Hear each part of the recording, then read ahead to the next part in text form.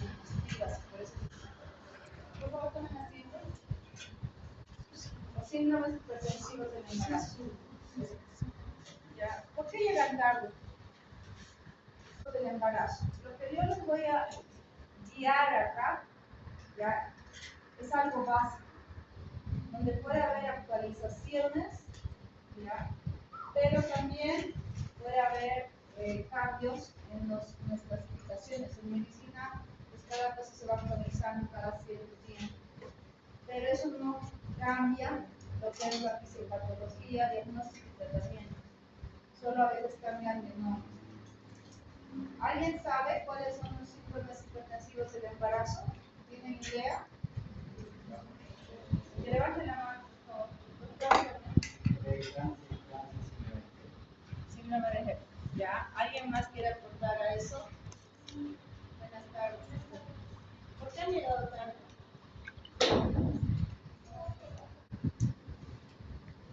Dice el doctor preeclampsia, síndrome de Hep. Síndrome de Hep es una complicación, no es una zona hipertensiva del embarazo, es una complicación de los síndromes hipertensivos del embarazo. ¿Alguien más sabe algo? ¿Nadie? Bueno, pues lo vamos a desarrollar acá. Hay hipertensión crónica y hipertensión gestacional, aparte de la preeclampsia. Para saber, ¿no?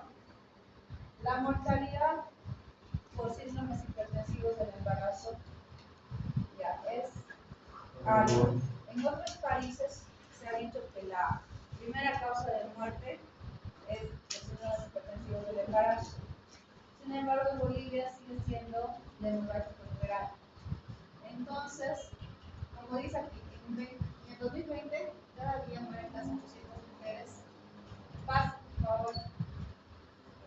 Tía, ¿no? En el 2020 cada día murieron casi 800 mujeres por causas prevenibles relacionadas con el embarazo y el parto, como dije. Eran causas prevenibles, era algo que se podía prevenir, tratar a tiempo que no se muera esta madre, ¿no? El 95% de todas las muertes maternas se dieron en países de partos siberianos, que es lo que corresponde a nuestro país de Bolivia, ¿no? Tomar en cuenta que una muerte materna, la verdad, no es solo una desgracia en la familia, sino también social, el mismo hospital. Cuando hay una muerte materna, doctores, hay supervisión de todo lado. Todos supervisan la clínica o el hospital, supervisan la historia clínica, los médicos, y aparte de eso, que los niños se quedan huérfanos, ¿no? Los hijos chiquitos, huérfanos, normalmente, lamentablemente, la muerte materna por supuesto del embarazo también se da en mujeres que no hacen controles multíparas. Entonces, una muerte materna es terrible, ¿ya? Y eso es lo que tenemos que evitar. Como han visto, son prevenibles y tratables si se diagnostica a tiempo. Entonces, lamentablemente, también lo vuelvo a repetir, los médicos generales que hacen el primer control prenatal, donde hacen sus controles prenatales y donde deberían hacer una buena historia clínica perinatal, donde deberían hacer una buena historia clínica de base, con buenos antecedentes, o seguimiento de las pacientes que no lo hacen. Por eso les digo, ustedes van a estar por ahí, y para no provocar muertes maternas, que son, yo le digo así, una desgracia para todo, pues tenemos que saber diagnosticar y tratar, ¿ya? ¿Cuáles son las causas? ¿Alguien sabe? La causa de los síntomas hipertensivos del embarazo. ¿Nadie? ¿Nunca han escuchado? ¿Nunca han leído? Porque es una patología frecuente.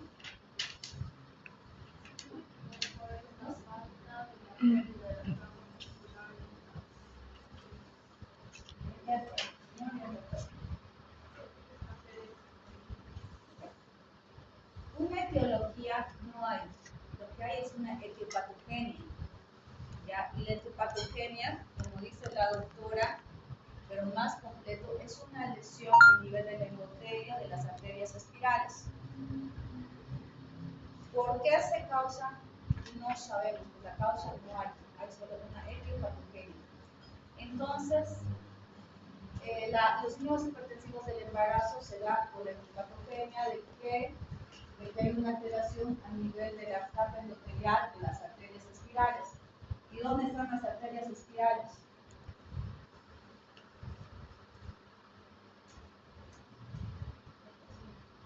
Miometro. A ver, ¿quiénes son los valientes? Hablen, ya les he dicho en la anterior clase, no van a morir aquí. En el miometro. Nadie les va a matar. ¿Perdón? Exactamente, está en la placenta, son los lados de la placenta, la placentación. ¿Ya? A ver, para hacer un buen diagnóstico o identificar o destacar que la paciente tenga factores de riesgo, pues simplemente queda con hacer una buena toma de presión arterial. Mis internos, hasta médicos, yo tomo la presión. Perdón, una molestia. Agarran, ponen el manguito así, la mano de la paciente de esta manera. Y no es correcto. Ya la presión nos va a variar. Como ven ahí, sentada, del cúbito supino, la mano extendida pero apoyada. ¿Ya? A veces han visto que hay como trípodes en los centros de salud. Pues por eso es el trípode, para apoyar la mano de la paciente si es que no hay un lugar donde se apoye. Pues la posición acostada es correcta. Como vemos aquí, casi unos 90 grados. El manguito debe colocarse a la altura del corazón, o sea, a este nivel, ¿no? A 1 o 2 centímetros del codo. El brazo debe reposar sobre la silla inmóvil. Tiene que permanecer quieto y no hablar mientras realizamos la medición. No cruzar las piernas. Ponerse ropa que no apriete el brazo. A esa señora dice, no me saco, solo remanga la manga. Si esto aprieta, pues no es una buena toma. Entonces, es mejor decirle, sáquese y le damos una batida. ¿No? Se debe apoyar bien sobre la espalda por el respaldo. Se recomienda reposar sentado al menos durante 5 minutos previos a la medición. Eso ya les han enseñado en biología, ¿no? Pero no sé qué es lo que pasa, se les olvida en el camino, llegan al internado y no saben comer. No digo todos. Ahí es algo que no se les puede olvidar. Estamos hablando en este caso de la mujer embarazada. Entonces, la clasificación de los trastornos hipertensivos del embarazo o síndrome hipertensivo del embarazo, que también así se denomina. Hipertensión crónica, que es previo hasta, que es previo al embarazo o hasta las 20 semanas, antes de las 20 semanas. Preeclampsia o eclampsia, tenemos ahí la preeclampsia leve o severa. La hipertensión crónica más preeclampsia agregada y hipertensión gestacional transitoria. ¿Listo? También nos basamos en que la presión arterial sistólica es mayor a 30 y la diastólica mayor a 15 milímetros de mercurio. ¿Por qué nos dice estos rangos? Hay pacientes que tienen funciones de 90-60 y cuando están con el síndrome hipertensivo del embarazo por alguna causa llegan a 120-80. Y vamos a decir, ¿es una preeclampsia o es una infección gestacional? No. Nosotros decimos no, pero la paciente, aparte de tener la presión elevada de 120-80, teniendo una basal de 90-60, pues nos va a otro empezar. Pase, doctor. ¿Por qué está llegando tarde? Por práctica. O sea, la presión basal para decir, no, pues este sí no es una hipertensión del embarazo. No siempre las presiones bases 140, 90, 160, 100. Por eso es importante la presión basal y de acuerdo a eso se va a aumentar las presiones que ya ustedes también ya saben, ¿no? 30 kilos.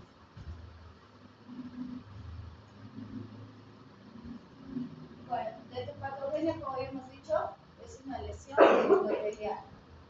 ¿Ya? Por tanto, hay una presentación anómala, una cuestión genética, porque se dice que es hereditaria.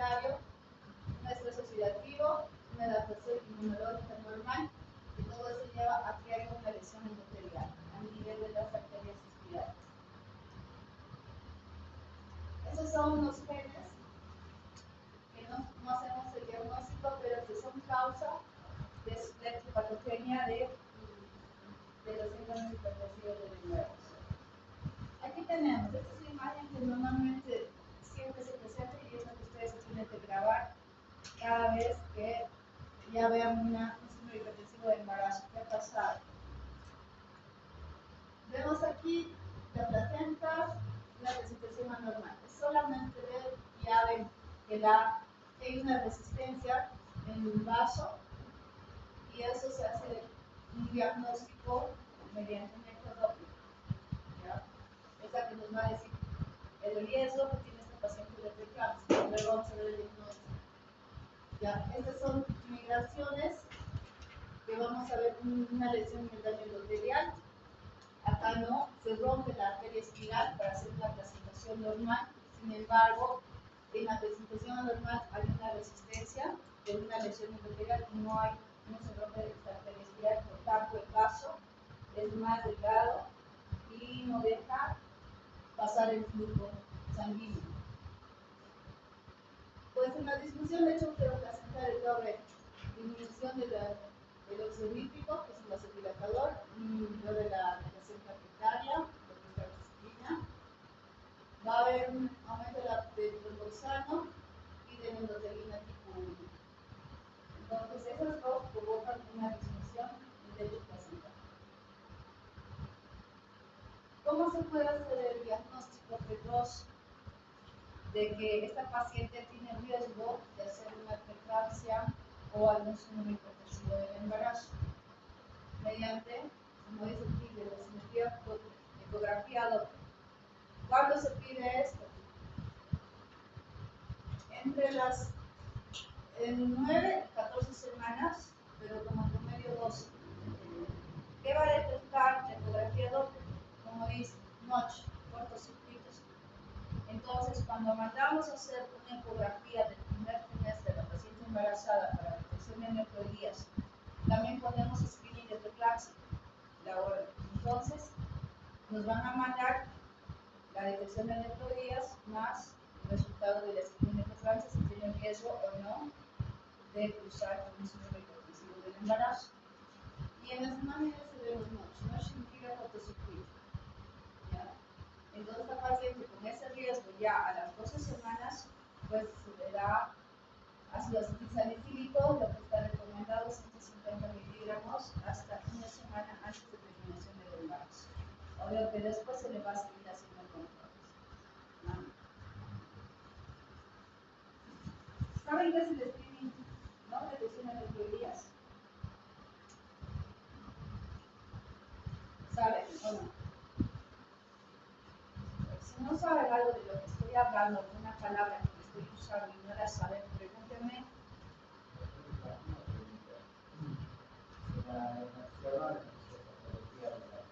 Etiopatogenia.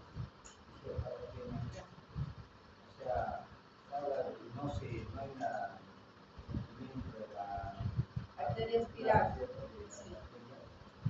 La aspirina, ¿cómo puede ayudar en eso?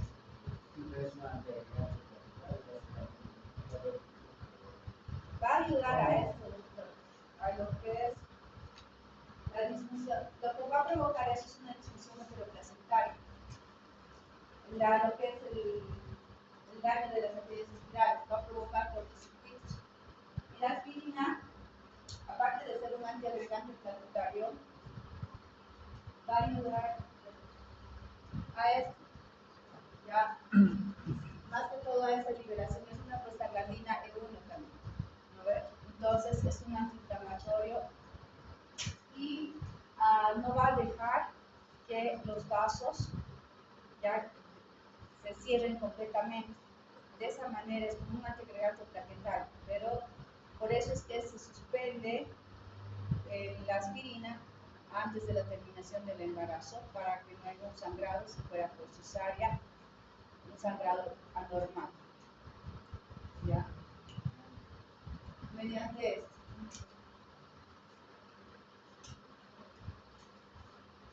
Los factores de riesgo, ¿no? Una multípara tiene un riesgo de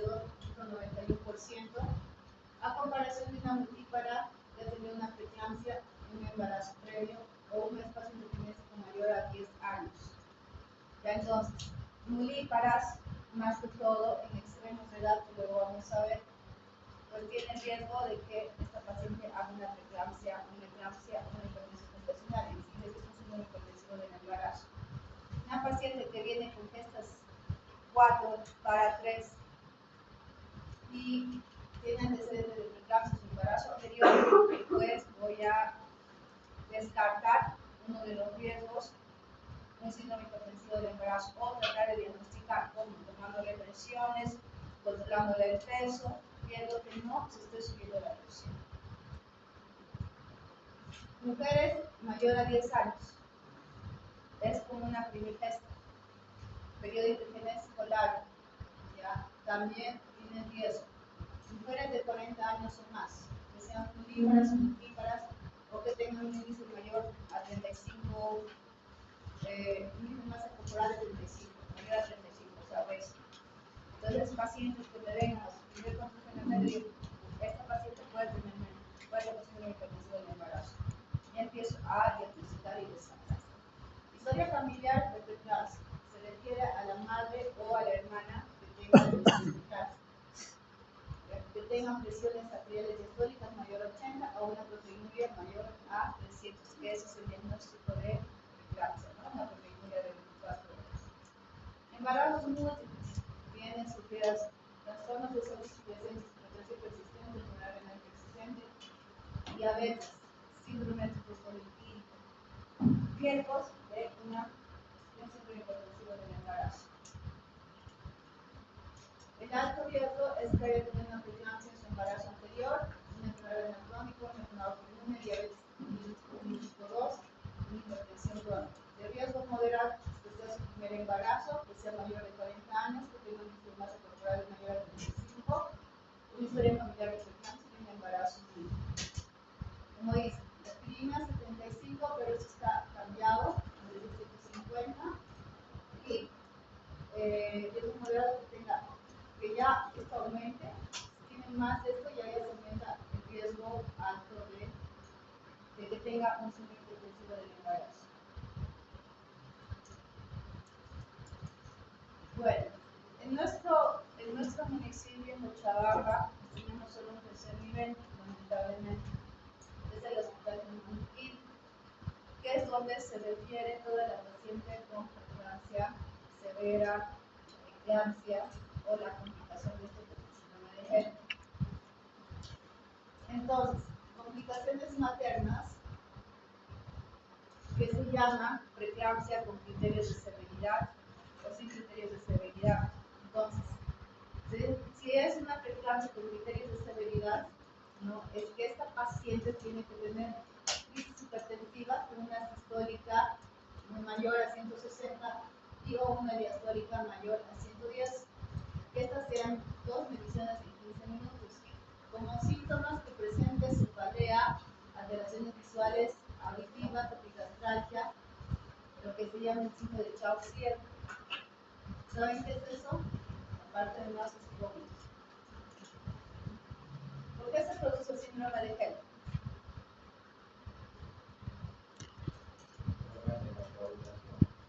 Disminución de plaquetas, alteración de transaminases, glutámica y oxalacética, ¿ya? Y lo que provoca eso, como dice, la plaquetopenia, sangrado, el signo de Chaux-Ciel o la epigastralgia es por inflamación, se podría decir, o aumento del volumen de la cápsula de gliso del hígado, y es donde esto se puede producir una ruptura hepática. ¿Ya? El signo de Chaux-Ciel es eso. Lo que pasa a veces es que la epigastralgia, lamentablemente, se ha visto que confunde mucho con una gastritis, con un reflujo gastroesofágico. La paciente que está con una preeclampsia con criterios de severidad va a decir, me duele acá en la boca del estómago, pero se va el dolor hacia atrás. Otras te dicen, no, solo acá, en la boca del estómago y me da reflujo. ¿Qué hacen los médicos secundarios? Ahora es normal que una paciente embarazada casi al final del embarazo tenga reflujos, por todo el cambio digestivo que tiene el embarazo. Pero esta paciente, si tuviera una epigastralgia, siempre hay que descartar que esto sea una preeclampsia. paciente hacer una buena toma de presión y ver que la presión esté elevada. Lamentablemente, los médicos generales de gastritis le daban su ranitidina, su metoclopramida y su hidroxilamina y se lo mandaban a casa, luego la paciente ya venía con su clase, ¿no? Entonces, estos pacientes que presenten estos síntomas ya son criterios de severidad. ¿Qué complicaciones va a llevar este paciente? Síndrome de HELP, edema cerebral, desprendimiento de retina. Por eso cualquier paciente con preeclampsia leve o severa, si no entra a terapia intensiva, igual debe ser valorada como muerte. Edema agudo del pulmón, insuficiencia velar, un hematoma, ruptura hepática, coagulación intravascular diseminada. Estas son las complicaciones que pueden tener estos pacientes. En los laboratorios de exámenes complementarios va a haber una alteración del perfil de coagulación, elevador de las enzimas hepáticas, transaminasa acética y lúdica, que va a ser mayor a 40, el máximo es 30. La lactato deshidrogenasa va a estar mayor a 400 y menor a 600, por eso normalmente se eleva más la trombocitopenia, plaquetas normales. Para decir una taquipenia, tienen que saber los valores normales.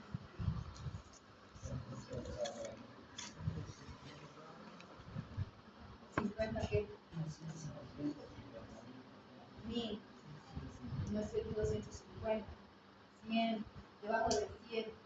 Entonces ustedes ya saben que tienen una trombocitopenia. La creatinina va a ser aumentada. ¿Cuánto es el valor normal de la creatinina?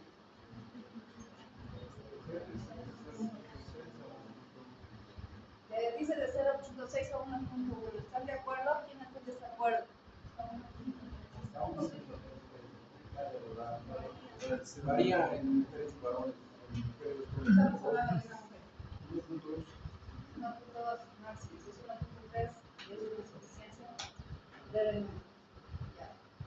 Tienen que saber eso. 1.1 a veces depende del laboratorio. En mi hospital es 1.1, lo máximo de la creatinina. Más de eso, no sé cómo manejan, pero eso es el caso que los manejan. Oliguria, menos de 400 cc de orina en 24 horas. ¿Cuánto debe ser la diuresis horaria normal?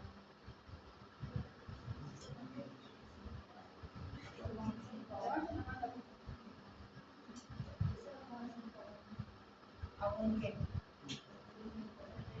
¿Un qué? ¿Un ml por hora? ml. De 0.5 a 1 ml por hora, dice la doctora. ¿Cuánto dices entonces?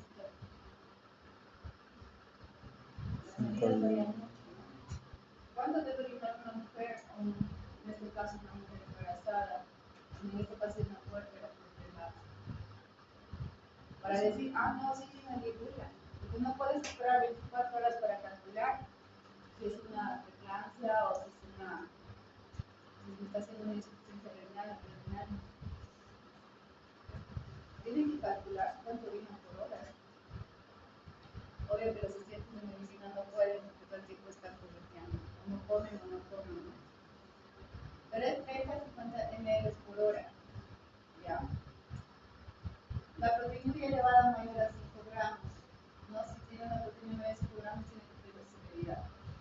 En lo que es el neonato o el feto, restricción de crecimiento o llega hasta óbito. ¿Por qué? ¿Por qué creen? ¿Por qué creen que se puede evitar un producto de diseño intensivo del embarazo con una preeclampsia severa, con una eclampsia? Sangre de hombre a hombre. A ver, levanta su mano.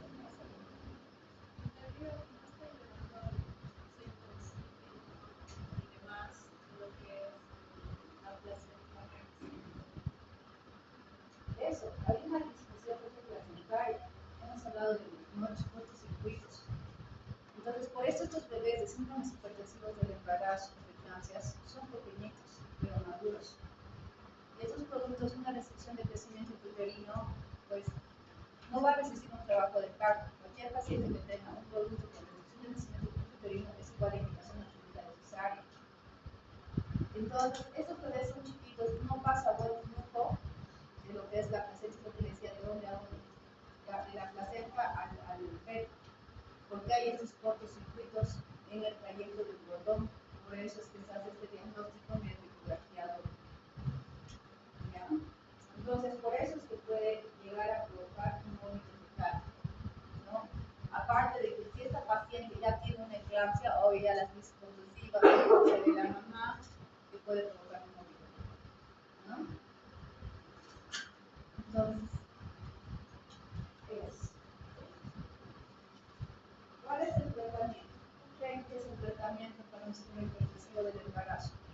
Una preeclampsia severa.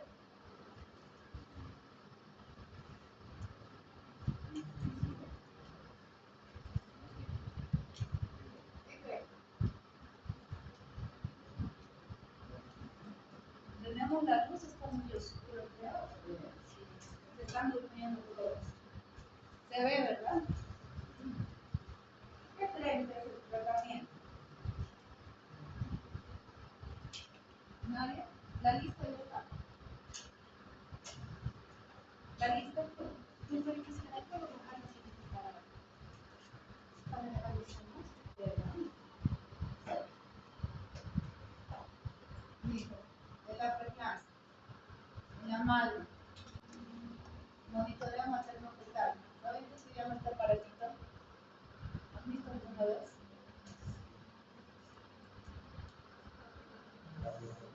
Eso. ¿Quién ha visto? Doctor, ¿eres médico? ¿Eres enfermero? ¿Qué eres? Pero ya eres algo, ¿no? Es el cardiopulmón, donde monitorea el materno fetal, frecuencia cardíaca, presión de la mama, lo que es la medición del tono de las contracciones uterinas, movimientos fetales. Mediante esto ya se puede diagnosticar los famosos tips. No sé si se acuerdan. ¿Se acuerdan? Han debido llevar tips de IPS, ¿no? ¿Qué son los tips? Arranca. Hay 1, 2, 3. ¿Hasta qué dice? ¿Hasta el 4? ¿Estás seguro? ¿No es hasta el 10? Eso, sí, ¿quién está seguro? Y son de 4, ¿no? Entonces, mediante el cardiógrafo podemos ver el gráfico de cómo se dice 1, 2, 3, 4. ¿Ya? Entonces, ¿cómo que se hace? Monitoreo fetal, el control prenatal, que debe ser de alto riesgo obstétrico.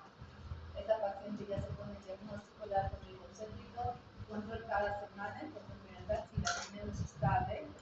Obvio que eso debe ser manejado por un especialista, doctores, por favor. Ustedes van a ver pacientes que tengan la presión elevada, que se está subiendo la presión, refiéranla a un hospital de segundo nivel, porque eso es lo mejor que maneja un médico especialista.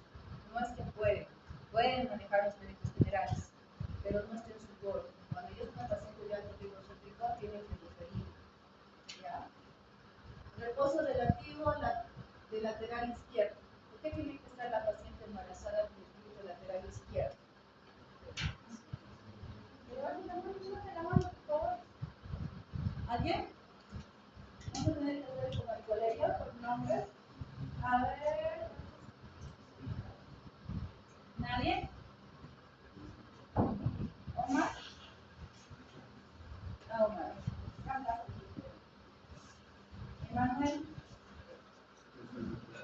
Para repetir la pregunta, por favor. ¿Cuál era la pregunta de la Qué atentos están, ¿cierto? Dios mío, la mitad duerme y la mitad aprende. Ya. ¿Cuál era la pregunta de la compañera que no está en este mundo?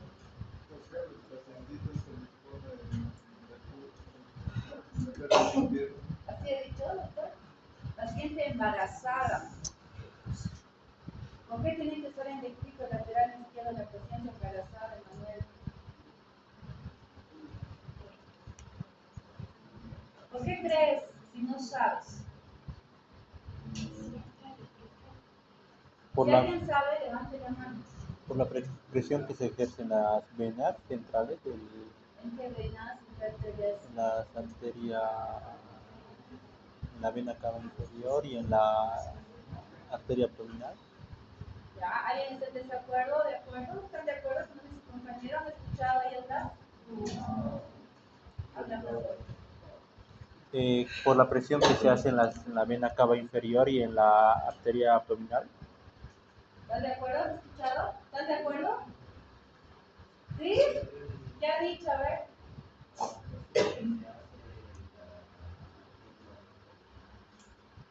¿Han escuchado? ¿Han tenido esto la diferencia? De ningún momento ha dicho arteria. Ha dicho vena. Vena y arteria abdominal, dije. Ya.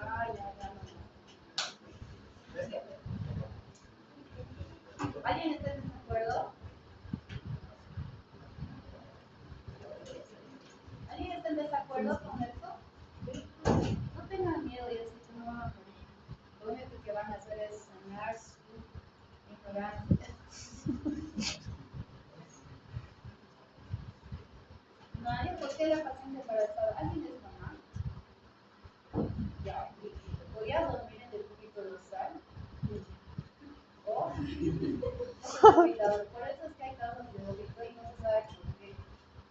¿No? Cuando las pacientes duermen en el cúbito dorsal, siempre la mujer embarazada siempre indicarle que duerma en el cúbito lateral izquierdo o del lado derecho, pero no del cúbito dorsal. Se puede evitar ese producto, justamente también por una insuficiencia fetoplacentaria, ¿no? Por eso también las pacientes dicen, ¿por qué mi bebé estaba bien ayer y ahora se ha muerto? ¿Por qué? Ya he hecho el doctor, la doctora, ¿no? Es por eso, simplemente por esa posición y es caso de óbito, ¿no? Porque no le llega al punto adecuado. ¿Pero qué comprime? ¿Por qué no le llega al punto?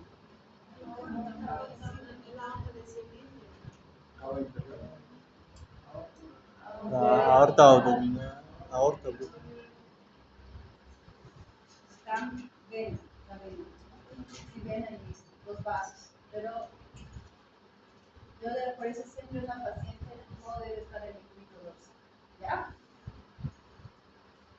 Entonces, ¿qué se debe evaluar? Movimientos fetales. Doppler cada 15 días. Para que hacer el Doppler, como hemos visto, para demostrar los números de los cortocircuitos. Se toma ecografía Doppler para valoración de flujos. ¿Ya? Eso nos va a decir si está pasando el flujo o no. Nos va a salir el reporte de la ecografía Doppler cuando hay un riesgo de hipoxia o que el feto está corriendo peligro, que muchos cortocircuitos nos pone redistribución vascular periférica. Entonces es para interrumpir el embarazo de forma inmediata. La cardiotocografía cada semana. ¿Ustedes saben cuál era la cardiotocografía arcaica, se podría decir? ¿Nadie? Y hasta ahora lo seguimos haciendo, porque a veces nos vamos a ir a sacar el cardiotocógrafo cuando no se instalaba. ¿No? La manito, el ectosómetro, ¿no? Eso es. O sea, consulta la dinámica interna del crecimiento. Índice de líquido amniótico cada semana. Ya, porque es una causa también de un oligohidratos, ¿no? La síndrome hipotensiva del embarazo. El oligohidratos no necesariamente es por culpa de una grana solamente. ¿Ya? Pero esta síndrome hipotensiva sí. Crecimiento fetal cada semana.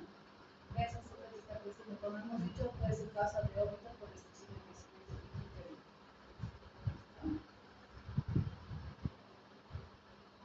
En una frecuencia severa en eclampsia. Prevenimos las convulsiones, ¿no? ¿Con qué? Con sulfato de magnesio. ¿Sabe qué es el sulfato de magnesio? ¿Qué es? ¿Qué efecto tiene? Aparte de anticonvulsivante, ya les he dicho. El sulfato de magnesio también tiene un efecto antihipertensivo. ¿Ya? Y también actúa como inhibidor. Como inhibidor usamos el sulfato de magnesio en los pacientes previos, sangrales.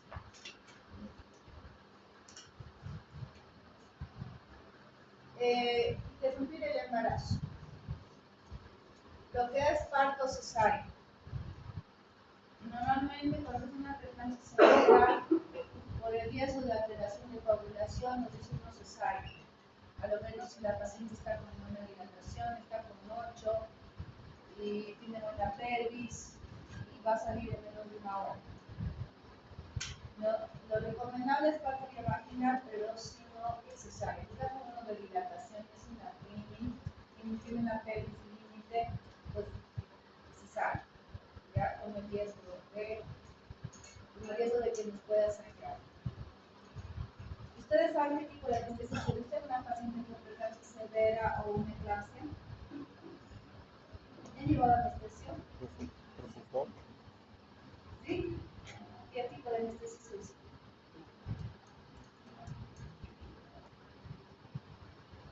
¿Han visto? ¿No? En una eclampsia, ¿qué pasa en una eclampsia? Está convulsionada, ¿no? Entonces no le ponen una partida, le ponen una general. Entonces por eso es que cuando el producto es con una preeclampsia, una cesárea, una eclampsia, es la anestesia en menos de 2 minutos tiene que salir el producto, se puede definir. Entonces nos coordinamos con el anestesiólogo, este anestesia es ya generalista. Mientras él está poniendo, yo estoy poniendo los campos, y mientras mi ayudante le pone las compresas, pues yo ya saco el producto. Entonces, tratar las crisis hipertensivas, como vemos, solo con gráficos es lo que más nos centra. Pues la hipertensión, pues no, hay alteración de la presión, 159 al 106, normalmente con esa presión nos llega, pero hay pacientes atípicas. Tomen en cuenta que medicina 2 más 2 más 4. La paciente con 160, 100 está caminando y viene solo por contracciones y por leve dolor de cabeza. Así que me duele un poquito y mi cabeza me duele. Pero ahí hay que preguntarle las autopsias, los tinnitus, la alteración hepática, como les he dicho, el síndrome de Chaucer requiere dolor en filastralgia y alteración a nivel renal. Las pacientes con preeclampsia siempre tienen que ir, se dice, ¿no? El laboratorio perfil glucémico, tener perfil hepático, perfil renal, perfil de coagulación. Ahorita, para ese caso de crisis con citrato de magnesio, Sí. Vamos a ver más después. El tratamiento, ahí es el sistema. Aparte de hacer las medidas generales, pues la sonda Foley, cualquier paciente con síndrome hipertensivo o con datos de shock, sonda Foley, por favor, sonda Foley. Para controlar la diuresis, balance hídrico, líquidos ingeridos, eliminados, diuresis horaria, soluciones de 80 a 100 cc por hora, monitorización, laboratorios inversos, fondo de ojo, descubrimiento de la que puede provocar, pero esto se puede hacer después porque lamentablemente esa complicación ya no se puede remediar. Las medidas específicas, como hemos dicho, citrato de magnesio. Ya llega la paciente, se pone lo que es el método SUSPAN o el CIVAL. Ya el SUSPAN consiste en 4 gramos en 100 cc de solución fisiológica a 10 minutos. En otros protocolos habla de solución glucosa al 5%, que debe pasar en 20 minutos. Y un mantenimiento que se coincide con todos, de 10 gramos en 900 cc, normalmente de ringe lactato fisiológico, no por el sodio, tiene volumen. Esta paciente ya tiene volumen, entonces nos recomiendan por el ringe lactato. Esto va a entrar a 32 gotas por minuto. ¿Saben de cuánto viene la joya de citrato de magnesio? Siempre que vayan a un hospital, doctores de aprovechen que están en prácticas, agarren los medicamentos si pueden, porque hay otros hospitales que no les permiten nada, ¿verdad? Pero si pueden, agarren, digan cómo es la ampolla, no solo por la práctica que están haciendo, sino en la práctica casi en ginecobstetricia no se puede ver solo gineco 1, gineco 2, solo gineco 3, se ve todo el mundo porque no sabes quién te llega. Entonces, siempre que puedan, agarren los sueros, las soluciones, vean qué composición tiene, si no la leen, porque lo que tocan y lo que miran en este momento y ven que entra, se les va a quedar más rápido que lo que leen. ¿Ya? Entonces, el citrato de magnesio de la ampolla viene de 10 ml y viene 10 gramos, un gramo, perdón, en cada ampolla. Entonces, 4 ampollas. lo ponen en 260, nuevamente lo que dice la norma 260 de glucosa al 5%, pasan 20 minutos. Y la dosis de mantenimiento 10 gramos en 900 cc, porque les he dicho que cada gramo viene con 10 ml, entonces por eso se hace en 900 cc, porque si no, no entraría en la solución, ya que la solución viene de mí, ¿no? Y el método de CIVAI es 6 gramos de impregnación con dosis de mantenimiento de 2 o 3 gramos. Estos son los, para que ustedes sepan, pero que más usa es el suspano, el método de suspano.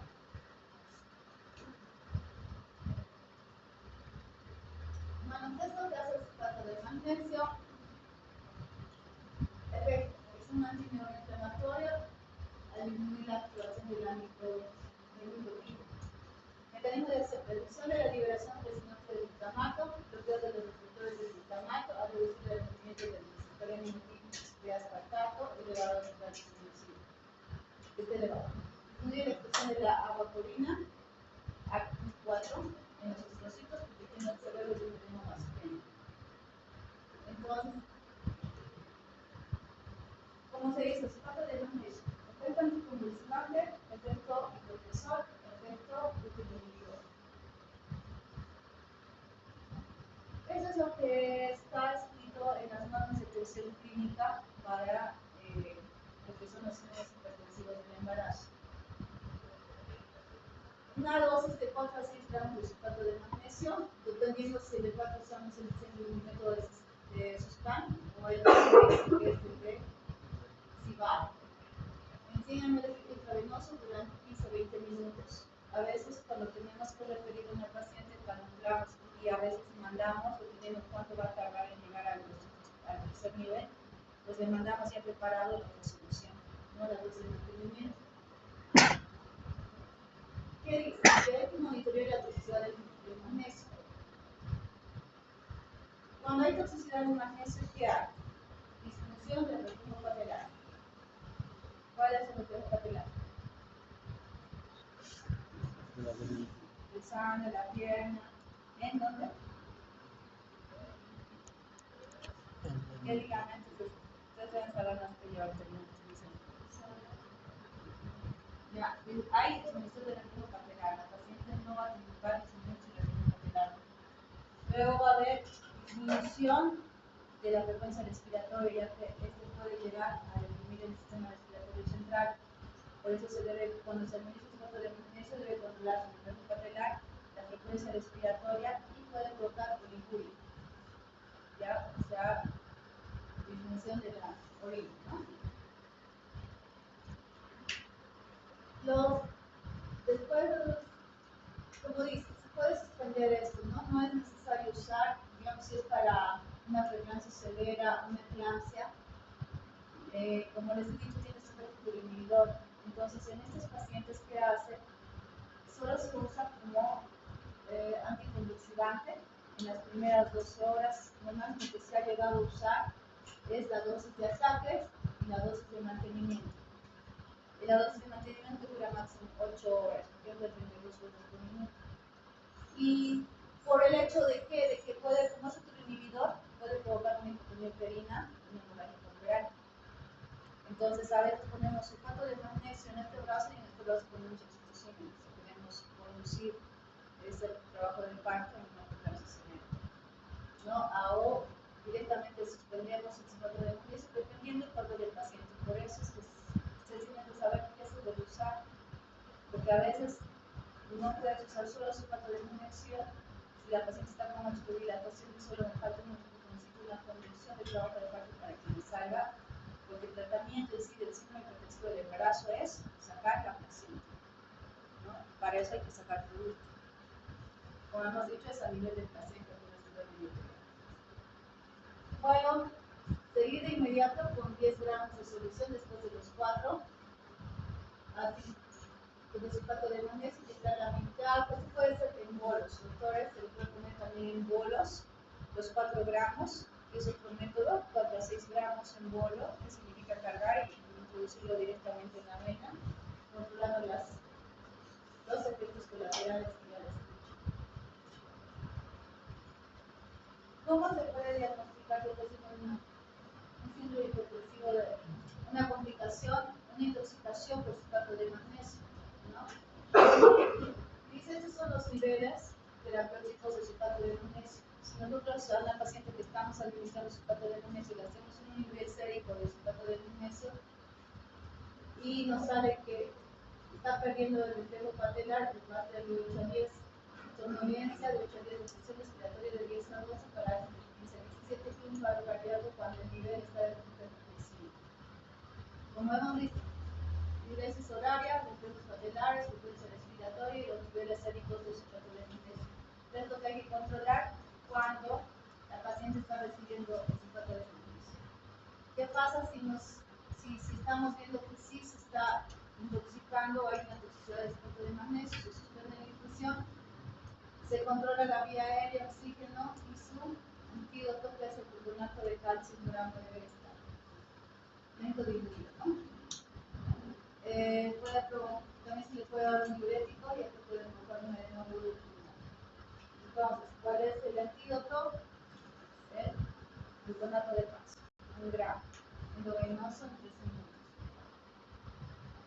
¿Se debe diazepam en las embarazadas? Si está con convulsiones, no van a caer en el gramo, no tienen otra cosa en ese momento. Entonces, lo máximo que se puede hacer a una mujer embarazada sin ningún riesgo de convulsión es 5 miligramos vía oral. No hay pacientes que le dicen, doctora, no puedo dormir, ¿no? Entonces, en este caso, sí se le da a una paciente que está convulsionando, con nosotros de primer nivel, donde que tiene diazepam. Rara vez tiene sulfato de magnesio, por ejemplo, le viene con él. Como vemos, esta benzodiazepina, como ustedes saben también, tiene un efecto sedante, es hipnótico, ansiolítico, anticonvulsivante, facilita la acción inhibitoria de neurotransmisora ciudadana aminobutírico, GABA, el sistema nervioso central y actúa sobre los receptores específicos de la membrana postsinaple. Farmacocinia, su acción es de 1 a 3 minutos, que es importante, endovenoso y 20 minutos intramuscular, 15 a 45 minutos biológicos. Su vía de destrucción renal, su vida media de 20 a 100 horas y su metabolismo es elevado. Tomar en cuenta siempre para decidir la condición o el tratamiento de un medicamento, tiene que saber su vía de distribución. Si el paciente tiene una hepatopatía, una insuficiencia renal, al administrar ciertos medicamentos que tienen esa vía de distribución, pues podemos amplificar la patología de estos, ¿no?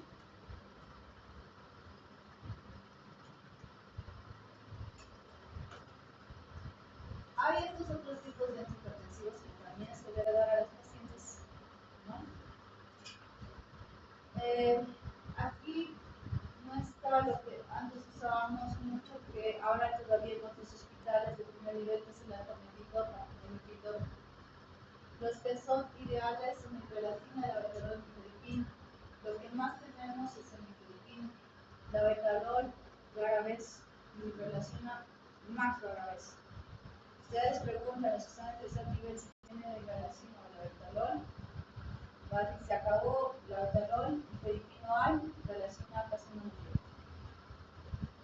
Entonces, para el uso de estos medicamentos, como ustedes no solo son de Bolivia, Cochabamba, tienen que saber diseño, utilizar y de uso, entonces, ¿cuál es la indicación? Vilgalacina. Cuando la sistólica está mayor a 170 y la histólica 110, puede dar 5 miligramos endovenosa cada 15 a 20 minutos, es de 3 a 5 dosis, porque la presión baja muy cautelosamente y la paciente mejora en todo sentido, ya que esta paciente está somnolienta, la presión está muy elevada, porque con liberación es algo, puede ser lo mejor. Y la betalol, igual, puede poner dosis de 20, 40, 80 miligramos endovenosa cada 10 a 20 minutos hasta que me baje la presión, máximo 5 dosis. Y son efectivos, no se revierte la presión alta después de los dosis. El mifedipino, lo que es recomendable es 10 miligramos por hora, no sublingual. Sublingual es en pacientes hipertensos que no tienen productos, no son embarazadas. puede dar 3 dosis de cada 15-20 minutos y luego se puede dar cada 8 horas. Estos son los que están indicados. Estos son autores que hacen estudios constantes, están sobre los síntomas hipertensivos del embarazo y son las dosis que recomiendan y los efectos que pueden provocar en ese tiempo. Les hablaba del alfa-metildopa. Ya, yo lo conocí a mí desde inicios de mi especialidad, solo conocía al alfa-metildopa y letralacina. Es un medicamento que se da a la embarazada sin mucho riesgo, no llega a provocar impotencia brusca como el interleucino, no llega a molestarse, podría decir, o ir a que se arruinen los riñones por la presión brusca baja por la presión baja de la presión, y se puede seguir dando por 3 a 4 días posterior a terminación del embarazo. Estimula los receptores adrenérgicos centrales de la metiladrenalina alfa o metildopamina alfa, disminuye la resistencia vascular periférica, los reflejos cardiovasculares se mantienen, no provoca hipotensión ortostática y baja la resistencia vascular renal. O sea, no me arruina riñón, no me arruina hígado, bajar la presión. Su farmacocinética ingresa al cerebro a través de un transportador de aminoácidos aromáticos, se lo hacen al inicio, luego las estudias de las concentración entre aminoácido 105, metabolismo y construcción renal. No me llega a arruinar, las pacientes que hacen manejar el farmacocinética han tenido algunos efectos en las prescripciones bajas. ¿Cuándo se debe interrumpir el embarazo? En una paciente con síndrome hipertensivo del embarazo. Como dice ahí, ¿no? Pues se está alterando. A veces llegan las pacientes con embarazos muy extremos. La preeclampsia severa o el síndrome hipertensivo del embarazo, la preeclampsia leve o severa o llegando a la eclampsia, pues se da a partir de las 20 semanas de gestación, no se da antes, ¿verdad? Entonces, hay pacientes con 30 semanas de embarazo que están haciendo una preeclampsia severa, queriendo llevar una eclampsia, o si están en una preeclampsia severa, con productos pequeños, 30 semanas, tienen mucho riesgo de que sea de término, no tenga la maduración pulmonar adecuada y pues el producto no sea viable, ¿ya?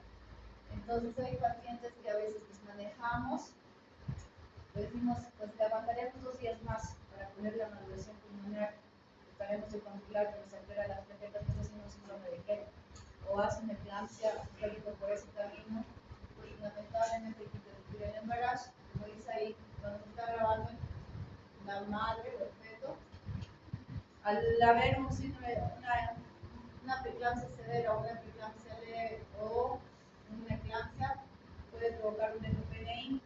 ¿Qué es el FPNI?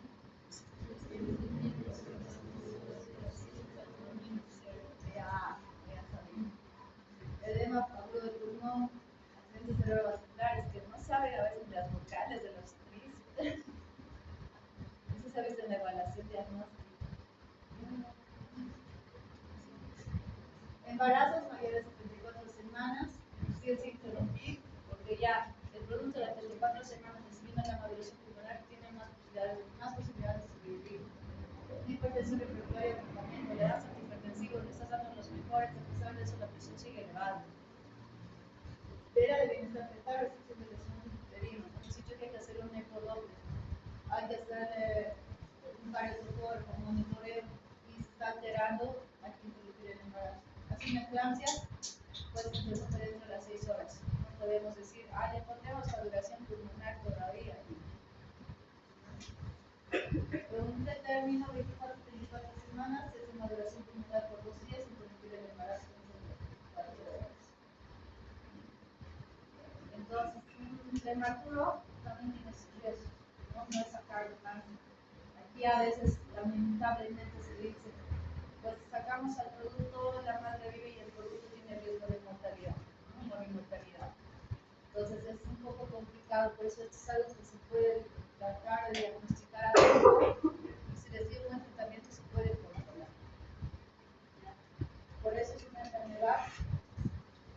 tal vez no prevenible, pero es tratable, si es que, o con menos riesgo de complicaciones. Tiramos un poco, por favor. Estamos todo de que ya está con las calles, se padea en niños, entonces, ¿saben qué son fotoxias? Eso es.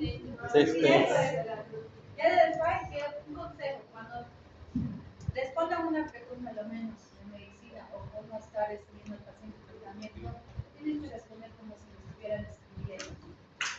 Ya, eso es un consejo que eso les va a servir para que ustedes agarren la manía de hacer bien la historia clínica y cuando tengan que justificarla, pues sepan hacerlo, ¿no?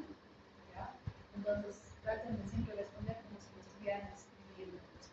¿Qué son las fotoxis? Destellos de luz. Desprendimiento. Entonces, tú pondrías destellos de luz por desprendimiento. ¿Qué dicen los demás?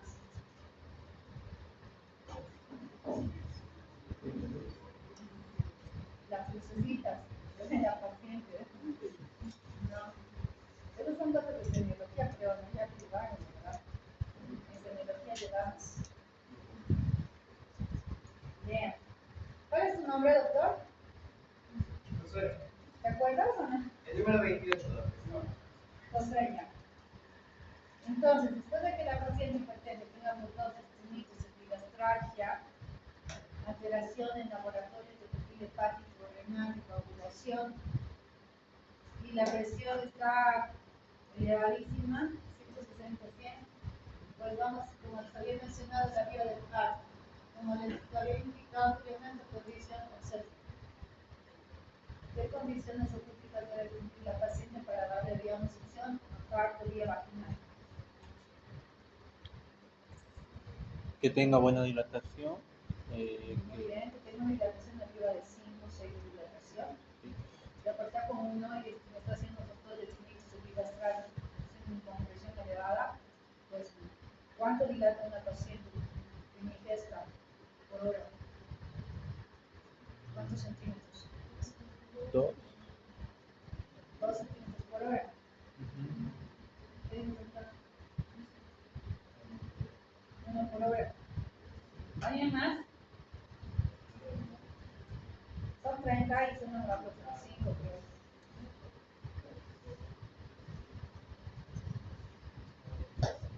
Jessica, ya. No, no voy a saber. Discriminación. Aitana. ¿Cómo es? ¿Por hora? Ya. ¿Qué más? ¿Alguien más tiene una opinión? Josué, ¿cuánto dilata una paciente? Es algo básico, si de acuerdo a eso, ustedes van a decir, no le doy una parto, no le doy, no le haré cesárea o le mandaré para cesárea. Por eso calculas que dices, no dilata uno tanto por tanto, entonces va a tardar, mejor no. 2 centímetros por hora. ¿Qué te dices? 2 centímetros por hora. ¿Alguien en desacuerdo con alguno? Ya, por cada hora y media es 1 centímetro. Es por último. Antes era 1 centímetro una hora, ahora es 1 y media en la prima. En la multi, 1 hora. ¿Ya? Entonces, una paciente, como decía, que tenga un mancho de dilatación, le va a salir en menos de 1 hora hasta que le aumente su sulfato de magnesio y de oxitocina para la producción. Pues, si tiene buena pelvis, el producto que no sea grande. ¿No? ¿Cuánto pesa un producto normal?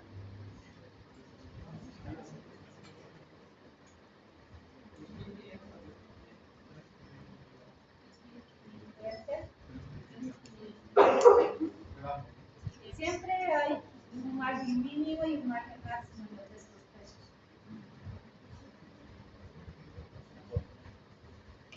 De 3.500 a 4.000, dice su compañera. ¿Están de acuerdo que eso es un peso normal?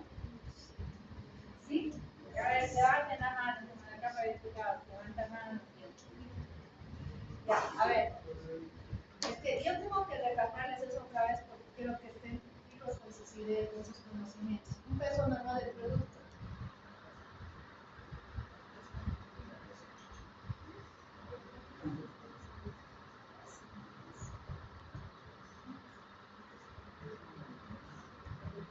peso bajo, menor a 2,500. Un grande, 3,600 a 3,999. Macrosómico, de 4 kilos a 4,999. Gigante, de 5 kilos para arriba. ¿Ya? Entonces, cuando esté pesando entre este producto, 3,500, perdón, mayor a 3,500, entonces, este en ese rango, tiene buena pérdida, es una gran multípara. ¿Cuándo digo gran multípara? ¿Cuántas piezas tiene cuando digo gran multípara? 2 gestos, dice acá el compañero. 3 gestos. Gran multípara, ¿cuántas gestos tiene? 3 gestos. No escucho. 3. ¿Alguien dice más, menos? Doctor Azul, ¿qué te llamas? Hablas demasiado, no dejas hablar a nadie. Eso sí, tú no dejas hablar a nadie. Mayor a 3. ¿Alguien da más? Por favor. Mayor a 5. Gran multípara cuando ya bajes a 7, digamos, para 6. ¿Ya? Entonces, es una gran multípara porque va a salir rapidito, por el verano, ¿no? Entonces yo le doy solución a paro, ¿no? Si es sufrimiento fetal, ahora que se llama pérdida de bienestar fetal, y está haciendo una restricción de crecimiento uterino, como les he dicho, la restricción de crecimiento uterino, pérdida de bienestar fetal, ¿cuál es la indicación de la vía de determinación del embarazo? Cesárea, ¿ya? Es una indicación absoluta de cesárea. Eso también van las preguntas de examen de grado y de siempre, ¿ya? El índice de bicho es desfavorable. ¿Qué va a dar el índice de bicho? ¿Saben? ¿Ya se les ha olvidado? ¿Verdad? ¿Ya? De verdad, uno se cansa de repetir atrás. Inducto conducción contraindicada. ¿Qué es inducción? Del trabajo de parto. ¿Qué es conducción? No puedo creer. Inducción es cuando nosotros preparamos, o sea, nosotros ponemos algún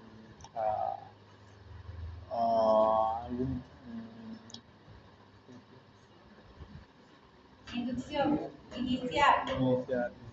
Iniciar, digamos, de un embarazo que hace prolongación, un embarazo prolongado, que tenga buena pelvis, buen peso fetal, le damos una inducción. Estimulamos a que esta paciente tenga contracciones uterinas. Y conducción Es cuando ya hay una dilatación y solo conducimos. como les he dicho, traten de responder siempre como si estuvieran escribiendo. Pues conducción es como que se está desviando por la izquierda y hay que desviarle por el camino correcto. Entonces es conducción. Y de eso hay distorsión, ¿no? Distorsión de dinámicas. Hay ligosistolio, unisistolio. Y destacar una población intravascular diseminada. Como les había dicho, el tipo de anestesia, si es una vía cesárea, es una hipertensión severa es general, ¿no? Una eclampsia o una hipertensión severa es la anestesia general. ¿Por qué no se le pone rapidez a una eclampsia?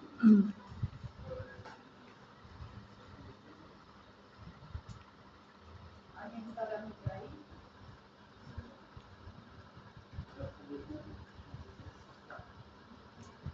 No.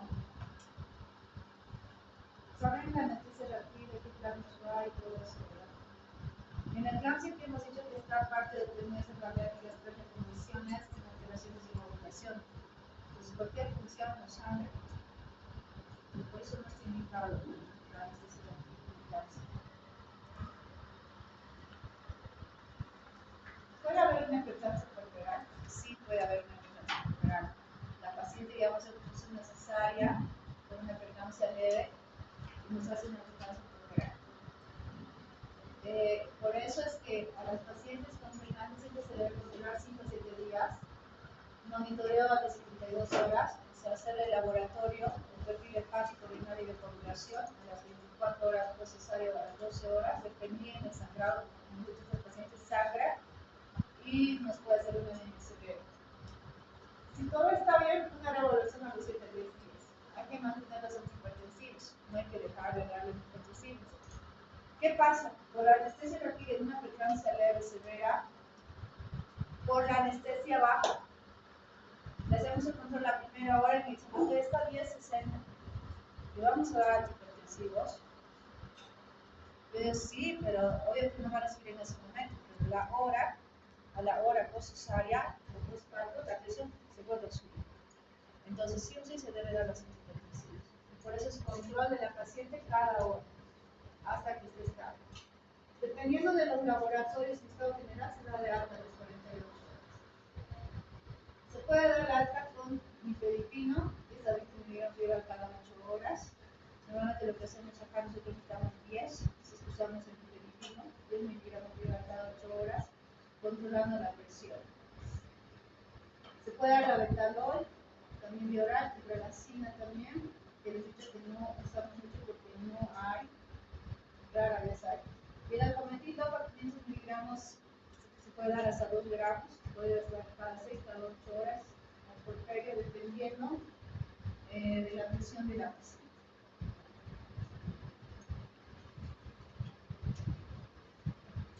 El 75% de las muertes ocurren después del nacimiento, ¿no?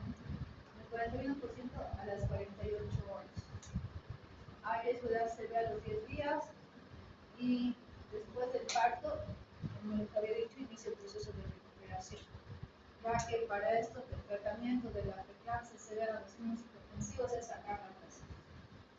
Sacas la placenta y empieza a mejorar todo su sistema alterado por los inmunosupresivos del embarazo. A veces hay pacientes que vinieron por preeclampsia, tuvieron un parto, gracias a Dios, vinieron en periodo exclusivo, pero la presión sigue elevada. Y decimos, oh, no es una hipertensión crónica, porque a las 24 48 horas la presión es baja y no vuelven a subir, cuando es una hipertensión gestacional o una preeclampsia leve a severa. Cuando vemos los restos, los coágulos, los locus, eliminación de locus en moderada cantidad, deberían disminuir cada día la eliminación de locus. Entonces, porque estas pacientes siguen manteniendo presiones altas, estamos dando antihipertensivos. Sus laboratorios están todavía dentro de lo normal y sus presiones siguen elevadas, porque es una hipertensión crónica o retención de restos pluriplacentarios, ¿no? Entonces, si la paciente preeclámpica no tiene la placenta completa fuera o el alumbramiento no ha sido completo, puede que siga siendo una preeclampsia. Por eso el control de los bloqueos es importante también, porque aparte de que no solo haga una preeclampsia, la retención de restos pluriplacentarios es una complicación, ¿no?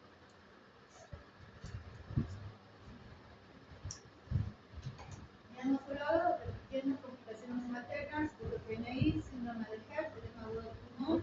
Esto nos va a llevar a que la paciente, cuando está teniendo un edema del pulmón, sea pulso débil, rápido, presencia de estructuras pulmonares, caída de la presión arterial, puede haber hemorragia cerebral, una insuficiencia renal aguda, diuresis, 100 ml en 4 horas, una ruptura hepática. En el feto, prematura, restricción de crecimiento y muerte perinatal. ¿Han escuchado alguna vez de la ruptura hepática? Se salvan estos pacientes. Ruptura hepática es que se ha roto la cápsula de Gleason, el hígado está como rajado, no se puede partir así. Ustedes tocan el hígado de un animal, o cuando entran a la cirugía, el hígado lo tienen que tocar delicadamente porque puede ser sangrante, a veces no tiene la cápsula de Gleason. Toquen un hígado y se les puede meter el dedo y ellos sangre y no para. Entonces, ese tejido que es tan friable, se podría decir, es difícil suturar, no se puede suturar el hígado. Pura sangre. Entonces, la alta mortalidad por ruptura hepática es alta. Es rara la mujer que sobrevive a una ruptura hepática. En Lima, los peruanos, en el Instituto Nacional de Perinatología, tuve el gusto de estar allá. Pues allá las rupturas hepáticas se manejan de gracias a Dios, bien sabe manejarlas. Acá en Bolivia, solo unos cuantos saben manejar esto, porque el nivel de la alteración de coagulación que tiene esta paciente ya de plano y la locura hepática, pues lamentablemente en nuestro país solo conozco una persona que ha sobrevivido.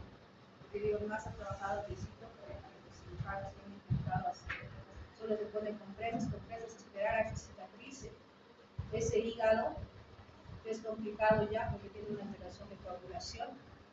Entonces, pues, es alta mortalidad, ¿no? Es alta mortalidad. En una eclampsia se presenta el aura. ¿Qué es el aura? Esto se puede ver antes de cualquier cuadro, ¿no? Hay síntomas neurológicos, cefaleas, alteraciones visuales, hablamos del asco, todos los tinnitus, visión borrosa, alteraciones auditivas, oclusia tinnitus, alteraciones digestivas, bloqueos de trimestral. Por favor, esto lamentablemente les digo 10 veces porque ha pasado más de mí, ya, y sigue pasando por la mala preparación de los médicos generales, epigastrales tratadas como gastritis. Ya, por favor, si una paciente embarazada se viene con epigastralgia, descarte que no tenga funcional, que no esté haciendo una hepatitis.